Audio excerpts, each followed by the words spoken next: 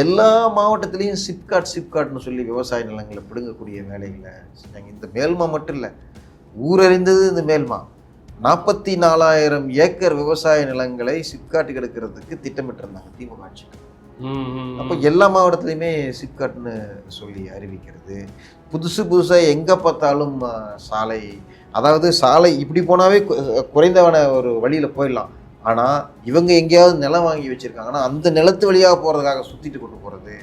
இப்போ NH 744ன்னு சொல்லி இதுக்கிட்ட ராஜபாளையத்துக்கிட்ட ஒரு சாலை ஒன்று ஏற்பட்டுருக்காங்க. அந்த மக்களும் போராடிட்டு இருக்காங்க. அவங்க தெளிவாக ஒரு மேப் போட்டு கொடுக்குறாங்க, ஏங்க இப்படி போனால் உங்களுக்கு 15 கிலோமீட்டர் குறையும், நீங்கள் ஏன் இப்படி போகிறீங்கன்னு சொல்லி. ஏன்னா அங்கே திமுக முக்கிய புள்ளியுடைய இடம் இருக்குது, அதுக்கு போகிறதுக்கு சாலை.